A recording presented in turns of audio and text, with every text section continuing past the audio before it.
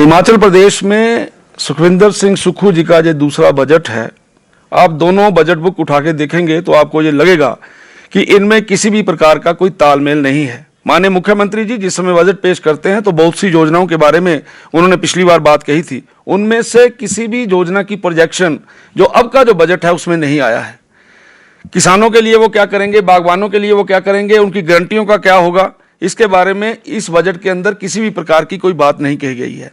केवल और केवल पिछली बार जो योजनाएं थी उन योजनाओं के आगे और नई योजनाओं के बारे में बातचीत हुई है। पिछली योजनाएं जमीन के ऊपर नहीं है, पिछली योजनाओं के ऊपर कोई काम नहीं हुआ। और उदाहरण के तौर पर मैं आपको बोल सकता हूं कि इलेक्ट्रिकल व्हीकल्स का विषय आ रहा है। इलेक्ट्रिकल व्हीकल के विषय में ये बोला गया है कि अगर किसी व्यक्ति ने बस और ट्रक खरीदना है तो उसको 50% उपदान देगा।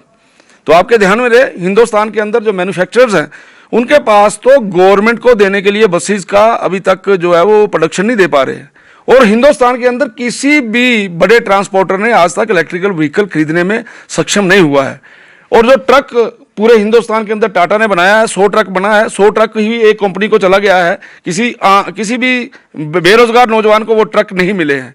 जब उनका मैन्युफैक्चरिंग नहीं हो रहा, जब वो बाजार में मिल नहीं रहे तो इनके उपदान का क्या फायदा है। इसलिए इसी प्रकार की जो कई बातें जो व्यवहारिक नहीं है वो इस बजट में है। इसलिए ये बजट पूर्ण रूप से नीरस है। ये बजट बेरोजगारों का विरोधी है, ये बजट किसानों का विरोधी है, ये बजट महिलाओं का विरोधी है। इस बजट में किसी भी प्रकार की दिशा नजर नहीं आती। ये दिशाहीन बजट है।